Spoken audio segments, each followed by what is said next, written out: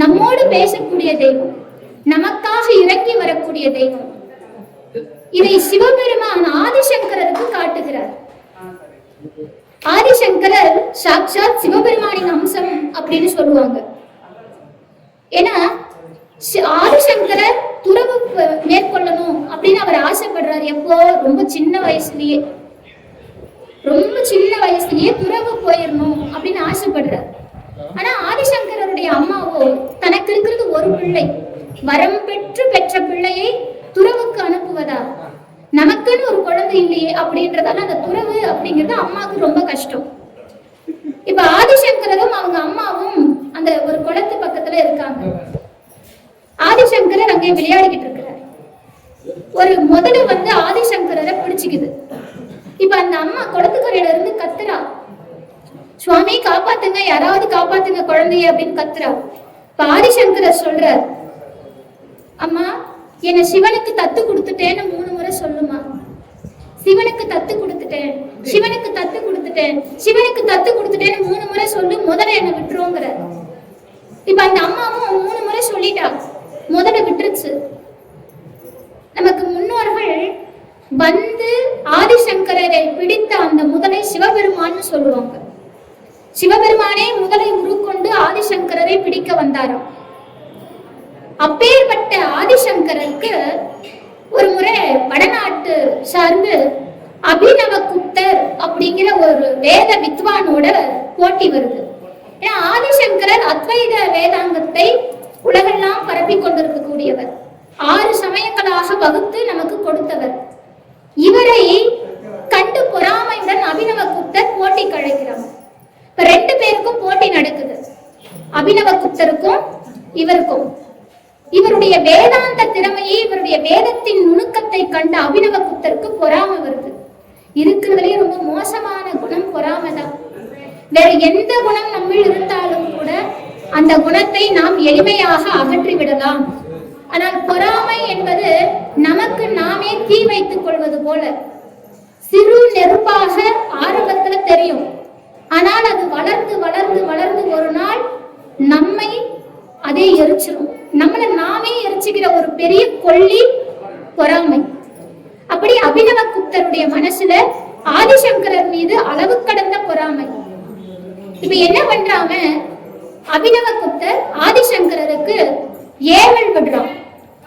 ஏவல், பில்லி, சூனியம் இதெல்லாம் இருக்காமா அப்படின்னா, பொதுவாக என்னுடைய திருப்புகழ் வகுப்புல என்னுடைய மாணாக்கர்கள் கேட்கறது உண்டு, அம்மா இந்த மாதிரி நெகட்டிவிட்டி எல்லாம் இருக்கா அப்படின்னு.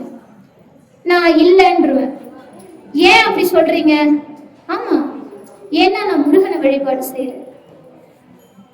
இந்த உலகத்துல நேர்மறை அப்படின்னு ஒண்ணு இருந்தா எதிர்மறை அப்படிங்கிறது ஒண்ணு இருக்கு. நேரும் எதிரும் இருந்தால்தான் உலகம் சமநிலை அடையும். நல்லது கெட்டது, இப்ப பெரியவங்க கூட சொல்லுவாங்க, நல்லது கெட்டதுக்கு போயிட்டு வாயேன் அப்படின்பாங்க. நல்லது கெட்டது 2மே இருந்தாதான் உலகம் சமநிலையாக இருக்கும். கண்டிப்பா இருக்கு. அப்படி ஏமா இல்லைன்னு சொல்றீங்க?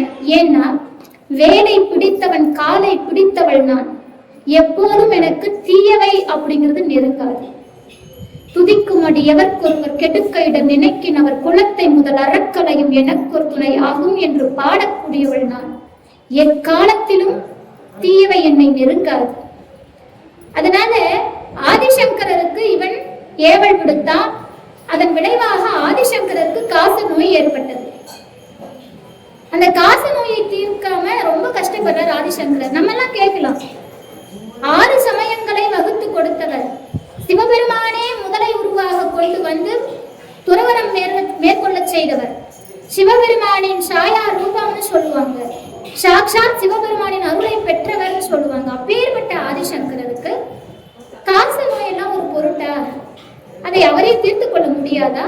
அல்லது அந்த ஏவலை தடுக்கும் ஞானம் ஆதிசங்கரிடத்துல இல்லையா அப்படின்னு ஒரு கேள்வி உண்டு. இங்கதான் சிவபெருமான் ஒரு திருவிளையாடல் செய்கிறார். இவர் இருந்தது கோகர்ணம் அப்படிங்கிற ஒரு ஸ்தலம் கர்நாடகாவில் இருக்கு.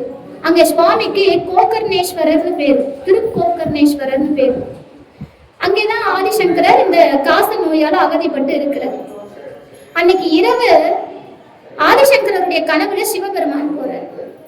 சங்கரா, நீ திருச்செந்தூர் செல், அங்கே என் மகன் முருகப்பெருமான் இளையோர் என்னுடைய அம்சமாகவே வீற்றிருப்பார். அவனிடத்தில் சென்றால் உன்னுடைய நோய் குணமாகும் அப்படின்னு சொல்லி கனவுல திருநீர் கொடுக்கிறார் சிவபெருமான். கனவுல கண் முடிச்சு பார்க்கிறார் ஆதிசங்கரர், கையில திருநீர் இருக்கு. கனவு கண்டார், ஆனால் கையிலே திருநீர் இருக்கு. உடனே அந்த திருநீரை உடலெல்லாம் பூசிக்கொண்டு அங்கிருந்து புறப்பட்டார் ஆதிசங்கரர். திருச்செந்தூரை வந்தடைந்தார். திருச்செந்தூருக்கு வந்த ஆதிசங்கரர் முருகப்பெருமான பார்த்தார். நமக்கெல்லாம் திருச்செந்தூர் இறைவன் எப்படி தெரிகிறான்? சிலையாக தெரிகிறான். அவ்வளவுதான் நாம் கண்ட அழகு. அப்படியே மிஞ்சு போச்சுன்னா அவனுக்கு போட்ட அந்த பட்டு பீதாம்பரங்கள், அவனுடைய அழகான அந்த ஆபரணங்கள். இன்னைக்கு என்ன அலங்காரம்? விஸ்வரூப தரிசனம் பார்த்தேன், ராஜ அலங்காரம் பார்த்தேன், இப்படி நாம தான் தரிசனம் பண்றோம். ஆதிசங்கரர் முருகப்பெருமானை பார்த்தாரா? முருகப்பெருமானின் திருவடியில மிகப்பெரிய நாகம் ஒன்று வழிபாடு செஞ்சுட்டு இருந்ததாம். மிகப்பெரிய நாகம் அப்படின்னா ராஜநாகம்னு பேரு. இந்த ராஜநாகத்திற்கு புஜங்கம் அப்படின்னு வடமொழியில சொல்லுவாங்க. புஜங்கம் அப்படின்னா ராஜநாகம்னு பேரு. இப்பேற்பட்ட கம்பீரமான இந்த பெரிய நாகம் முருகனை பயமே இல்லாம அப்படி மிடுக்கோட வழிபாடு செஞ்சுக்கிட்டு இருந்ததாம். இந்த புஜங்கத்தை கண்ட உடனே அந்த ஆதிசங்கரர் சுப்பிரமணியரை புஜங்கம் பாடி வழிபட்டார். அதுதான் சுப்பிரமணிய புஜங்கம். ந ஜானானி சப்தம், ந ஜானானி சாத்தம், ந ஜானானி பத்தியம், ந ஜானானி கத்தியம் அப்படின்னு 32 பாட்டு வைக்கிறார். இதுல 25வது பாடலாக முருகப்பெருமானை திருச்செந்தூருக்கு வந்து வழிபட்டால் என்ன நடக்கும் அப்படிங்கறத சொல்றார். அப்படி அந்த சுப்பிரமணிய புஜங்கம் பாடப்படுகிறது. அங்கே பன்னீர் இலை இன்னைக்கும் பிரசாதம் கொடுக்குறாங்க. பன்னீர் இலை. இந்த பன்னீர் இலை என்னன்னா, முருகப்பெருமான் சூரனை எல்லாம் வதம் செய்த பிறகு, அசுரர்களை எல்லாம் அழித்த பிறகு, வேதங்கள் எல்லாம் முருகனை வழிபட்டு நின்ற இடம் திருச்செந்தூர். அந்த வேதங்கள் எல்லாம் முருகனிடத்திலே ஒரு வரம் வாங்கியது. சுப்பிரமணியா, நாங்க இந்த திருச்செந்தூர்லயே நிலையாக இருக்கிறோம், எங்களுக்கு அருள் செய்யணும் அப்படின்னு கேட்கும் போது வேதங்களை எல்லாம் பன்னீர் மரங்களாக அங்கே அருள் பாலித்தான் முருகன். அங்கே பன்னீர் மரங்களாக இருக்கக்கூடியது அனைத்தும் வேதங்கள். வேதத்துல இப்ப சுவாமி வேதம் சொல்லி யாகம் வளர்த்தாருல, இந்த வேதத்துல எல்லா தெய்வங்களையும் வழிபாட்டுக்கு அழைப்பாங்க. பொதுவாக ஏன் கும்பாபிஷேகம் செய்யப்படுகிறது அப்படின்னா, அங்கிங்கெனாதபடி எங்கும் நீக்கமர பரம்பொருளாய் வீற்றிருக்கக்கூடிய இறைவனை ஓரிடத்தில் கொண்டு வந்து அமர்த்தி பஞ்சபூதத்தின் தத்துவமாக, அந்த பஞ்சபூதத்தின் தத்துவத்தின் வாயிலாக இறைவனை உள்ளே அமர்த்தி அந்த எல்லைக்கு, அந்த ஊர் எல்லைக்கு உட்பட்டு அந்த ஊர் மக்களை காப்பதற்காக அந்த பரம்பொருளை ஓரிடத்தில் தங்க செய்வது. அவன் எல்லா இடத்துலயும் இருக்கிறான். இப்ப முருகன் உள்ள மட்டும்தான் இருக்கானா? கிடையாது. ஆனா ஏன் அப்படி அவங்களை வைக்கணும் அப்படின்னா இதுதான் காரணம். அப்போ வேதங்களை எல்லாம் வேதங்களை சொல்லி அழைக்கிறாங்க. வேதங்கள்ல எல்லா தெய்வத்திற்கும் ஒரு முறைதான் அழைப்பு கொடுப்பாங்க.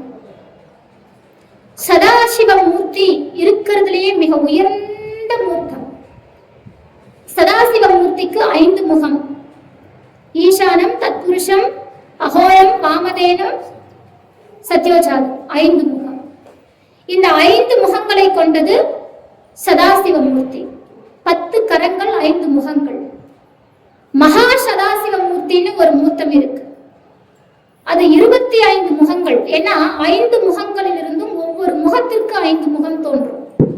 சிவபெருமானுடையது ஒவ்வொரு முகத்தினின்றும் 5 முகம். அப்ப 25 முகம், 50 கரங்களை உடையது மகா சதாசிவ மூர்த்தி. அப்பேற்பட்ட சதாசிவ மூர்த்தியை அழைக்கும் போதே ஓம் சதாசிவ அப்படின்னு கூப்பிடுவாங்க. சதாசிவ ஓம் அப்படின்னு அழைச்சிருவாங்க. ஆனா முருகனை அழைக்கும் போது சுப்பிரமணியம் சுப்பிரமணியம் சுப்பிரமணியம் அப்படின்னு 3 முறை அழைப்பாங்க. 3 முறை முருகனை அழைக்கிற வேதம். வேதங்களிலும் உயர்ந்தவன் முருகன். இந்த வேதங்கள் எல்லாம் மிகச் சரியாக நடக்கிறதா அப்படின்னு பார்க்கறதுக்காகவே ஒரு முகம் எப்போதும் அவன் அந்த யாகத்தை கண்காணிச்சுக்கிட்டு இருக்குமா. 6 முகத்துல ஒரு முகம் இந்த யாகத்தை கண்காணிக்குமா. எங்கே யாகம் நடந்தாலும் அங்கே அந்த யாகத்தை காப்பவன் காவல்காரனாக நிற்கிறான் அருணகிரியார் சொல்றார். ஏன் சொல்றாருன்னா, நமக்கு எல்லாருக்கும் தெரியும் அசுரர்களை கொன்று குவித்த முருகன் தேவர்களை காத்தான் அப்படின்னு. ஆனால் அதே அசுரர்களுக்காக அசுர குருவாக இருக்கக்கூடிய சுக்கிராச்சாரியார் வேள்வி செய்தார். என்ன காரணம்னா, இந்த தேவர்கள் எல்லாம் அசுரர்களை அழிக்கிறார்கள். அப்ப அசுரர்களுக்கு குலமாதாக இருக்கக்கூடிய திதி என்பவள் அசுர குலமாதா, அதிதி என்பவள் தேவர் குலமாதா. இவங்க ரெண்டு பேருமே கஷ்யப முனிவருடைய மனைவிகள். இந்த திதி என்ன பண்றா, அந்த குலத்தின் குருவாக இருக்கக்கூடிய சுக்கிராச்சாரியர்கிட்ட கேட்கிறார். கஷ்யப முனிவரோட போய் கேட்கிறார், என்னுடைய வம்சாவளிகள், என்னுடைய அசுர குல மைந்தர்கள் எல்லாம் அழிந்து கொண்டே இருக்கிறார்கள், காப்பாற்றுங்கள் அப்படின்னு. இப்ப யாகம் வளர்க்கிறாங்க. சுக்கிராச்சாரியார் தலைமையில காஷ்யப முனிவர் அசுரர்களுக்காக யாகம் செய்கிறார். காஷ்யப முனிவர் ஆகச்சிறந்த தவசீலர். காஷ்யப முனிவருக்கும் மாயைக்கும் பிறந்தவர் தான் சூரன். இந்த காஷ்யப முனிவர் யாகம் செய்கிறார். இந்த யாகத்தை அழிப்பதற்காக தேவர், ஏன்னா இந்த யாகம் நிறைவடைஞ்சிச்சுன்னா அசுரர்களை போட்டியிட்டு கொல்ல முடியாது, அசுரர்களை ஜெயிக்க முடியாது. அதனால தேவர்கள் என்ன பண்ணாங்க, அபிசார வேள்வி நடத்தி அந்த வேள்வியிலிருந்து 2 அசுரர்களை, அரக்கர்களை அனுப்பி வைக்கிறார் அந்த வேள்வியை அழிப்பதற்கு. இப்ப உடனே கஷ்யப முனிவர் முருகனை நினைச்சு சுப்பிரமணியம் சுப்பிரமணியம் சுப்பிரமணியம் அழைக்கிறார். முருகா, சத்குமரா, சக்திதரா, பாதாயுதா, வந்து என் வேள்வியை காப்பாற்றுன்ற. அந்த வேள்வியில் அக்னி பகவானுடைய இதுல நடக்குது இல்லையா? வேள்வி அப்படின்னாலே அது அக்னி தேவனுக்கு உட்பட்டது, அக்னியை வழிபாடு செய்யறது. ஆனால் அவர் அங்கு அக்னியை வரவழைக்காமல் அந்த அக்னியே காப்பதற்கு மகா அக்னியாக தோன்றிய முருகப்பெருமானை அழைக்கிறார். இப்ப முருகப்பெருமான் அங்கே தோன்றி கஷ்யப முனிவருக்கு அருள் செய்கிறார். முனிவரே, நான் இந்த யாகத்தை காவல் காப்பேன், நீ தைரியமா செய். அப்ப அந்த அரக்கர்கள் வேக வேகமா அந்த யாகத்தை அழிப்பதற்கும் அந்த முனிவரை அழிப்பதற்கும் வந்துகிட்டு இருக்காங்க. அந்த யாகத்தின் முன்னின்று முருகன் அந்த அரக்கர்களை அழித்து யாகத்தை காட்டானாம். யாகம் யார் நடத்தினாலும், அசுரர்களே நடத்தினாலும், யாகத்தை முன்னின்று காப்பது முருகன். அதனால வேதங்கள் கூட முருகனை உயர்வாக போற்றுகிறது. அப்பேற்பட்ட இறைவன் அடியார்களுக்காக மிக எளிமையாக வந்திருக்கிறான். திருச்செந்தூர்ல பன்னீர் இலை ரொம்ப விசேஷம், அதிலும் ஆதிசங்கரருக்காக வந்தது. இந்த பன்னீர் இலையின் விசேஷம் என்னன்னு 25வது பாடல்ல வச்சு பாடி இருக்கிறார் ஆதிசங்கரர். என்னன்னா, இந்த பன்னீர் இலை பாத்தீங்கன்னா 12 நரம்புகளோட இருக்கும். இலை வேல் வடிவத்துல இருக்கும். அந்த வேல் வடிவில் இருக்கக்கூடிய இலையில 12 நரம்புகள் இருக்கும். அந்த 12 நரம்புகளும் முருகப்பெருமானுடைய 12 திருக்கரங்களை குறிக்குது. அந்த பன்னீர் இலை பிரசாதத்தை வாங்கி யார் சாப்பிட்டாலும் அவங்களுக்கு தீராத நோய் தீருங்கிறது நம்பிக்கை. ஆதிசங்கரருக்கு எப்படி தீராத நோய் தீர்ந்ததோ அது போல ஆதிசங்கரருடைய வாழ்க்கையில் எப்படி அந்த ஏவல் தீர்ந்ததோ ஒழிந்ததோ அது போல அந்த பன்னீர் இலை பிரசாதம் வீட்டுக்கு வந்தா வீட்டிலே தீய எண்ணங்கள் எதுவும் இருக்காது, நெகட்டிவிட்டி இருக்காது. ஏவல், பில்லி, சூன்யம் எல்லாத்தையும் அழிக்கக்கூடியதுன்னு ஆதிசங்கரர் பாடியிருக்கிறார். அப்பேற்பட்ட இறைவன் முருகப்பெருமான். இவன் மிக உயர்ந்தவன். அவனை அடைவது என்பது சாதாரண காரியம் அல்ல. மூவர்க்கும் தேவர்க்கும் யாருக்குமே எட்டாத அவன் திருவடி நமக்காக காத்து கொண்டிருக்கிறது. நமக்காக காத்து கொண்டிருக்கிறது. அருணகிரியார் ஒவ்வொரு இடத்திலும் அவன் திருப்பாதத்தை வேண்டி வேண்டி வேண்டி பாடிக்கொண்டே வருகிறவர். நமக்கெல்லாம் சில விஷயங்களை அன்பா சொல்லிக்கிட்டே வர. கருணை அப்படின்னா அருணகிரி, கருணைக்கு அருணகிரின்னு பாடுவாங்க. அந்த கருணையே வடிவான அருணகிரி ஒவ்வொரு பாடலும் முருகன் திருவடியை காட்டி இது மிக உயர்ந்தது அப்படின்னு காட்டினது. கந்தர் அலங்காரத்துல ஒரு பாட்டுல நம்மளை திட்டுறாரு. கூர்கொண்ட வேலனை போற்றாமல் ஏற்றம் கொண்டாடுவீர்கால், போர்கொண்ட காலன் உமை கொண்டு போம் அந்த பூங்குணவும், தார்கொண்ட மாதரும் மாளிகையும் பணச்சாலிகையும் யார் கொண்டு போவர், ஐயோ கெடுவீர் அறிவின்மையேங்கிற. உங்க அறிவில்லாத தனத்தை கெட்டு ஒழிங்கிற திட்டுறார். ஏன்னா கூர்கொண்ட வேலனை கொண்டாடாம, முருகனை வழிபாடு செய்யாம, அவன் திருவடியை நினைக்காம நீங்க இந்த உலக வாழ்க்கையும், இந்த பணமும், இந்த மாளிகையும், இந்த வாழ்க்கை துணையும், மக்களும், உற்றார் உறவினர்ங்கிற சுற்றமும் இதுதான் முக்கியம் வாழ்ந்துகிட்டு இருந்தீங்கன்னா, இதை தவிர வேற எதுவுமே இல்லைங்கிற இந்த போக வாழ்க்கையில இருந்தீங்கன்னா, காலன் ஒரு நாள் வருவான். அந்த காலனிடத்திலிருந்து உங்களை காப்பாத்துறது யாரு? உங்க அறிவில்லாத தனத்தை விட்டு ஒழிங்கன்னு திட்டுறார். எப்பவுமே அம்மா என்ன பண்ணுவா, ஒரு குழந்தைக்கு சாப்பாடு கொடுக்கும் போது ஆரம்பத்துல ரொம்ப கெஞ்சுவா, ரொம்ப கொஞ்சி விளையாடி அந்த குழந்தைக்கு உணவு கொடுப்பா. எப்படியாவது அந்த பிள்ளைய சாப்பிட வச்சிருக்கணும். அந்த குழந்தை சாப்பிட்டா சரி, சாப்பிடலன்னா அந்த அம்மா அந்த குழந்தைய கடுமையா கூட நடந்துப்பா, அடிக்கவும் செய்வா. ஏன்னா இது அம்மாவுடைய கோபம் கிடையாது. குழந்தை சாப்பிடணும், குழந்தை நல்லா இருக்கணும், அதற்காக அவளிடத்தில் வெளிப்பட்ட குணம் அது. அதுபோல அருணகிரிநாதர் தாயன்போடு நமக்கு சொல்ற, கண்டிப்போட சொல்ற, முருகனுடைய திருப்பாதத்தை பிடிங்க, அவனை வழிபாடு செய்யுங்க, இல்லைன்னா காலன் நம்மை நெருங்குவது நிச்சயம்ங்கிறார். சரிம்மா, யாரா இருந்தாலும் என்னைக்காவது ஒரு நாள் காலம் நெருங்கிதானே ஆகணும். யமன் நமக்கு வந்துதானே தீரணும். கூற்றுவன் நம்மை நெருங்குவானே, அதுல இருந்து தப்பிக்க முடியாதே அப்படின்னா அதுல இருந்து தப்பிக்கலாங்கிறார் அருணகிரிநாதர். தப்பிக்கலாங்கிறார். அதற்கு ஒரே வழி அவன் திருவடி. வாரியார் சுவாமியை பத்தி எல்லாருக்கும் தெரியும்ல. வாரியார் சுவாமிகளுடைய வாழ்நாள் தவம் எதுன்னா திருப்புகழ். உலகம் முழுக்க பரப்பியவர், எல்லா நாடுகளிலும். எனக்கு யூஎஸ்ல இருந்து 3 மாணாக்கர்கள் இருக்காங்க திருப்புகழ் வகுப்புல. என்ன ஆச்சரியம்னா, அவங்களுக்கு ஒரு 67 வயசு இருக்கும். அவங்க வாரியார் சுவாமியுடைய சொற்பொழிவை கேட்டவங்க. அதுக்கே நான் பெரும் பாக்கியம் பண்ணியிருக்கிறேன். சிறப்பு. அதனால அப்பேற்பட்ட வாரியார் சுவாமிகள் உலகெல்லாம் திருப்புகழை பரப்பியவர். கடைசியா அவருடைய திருப்புகழ் வெளிநாட்டுல நடக்குது. முடிச்சுட்டு வான்வழி பிரயாணம், ஆகாய மார்க்கமாகத்தான் வருகிறது. ஃப்ளைட் வந்து அங்கே திருப்பதி நெருங்குது.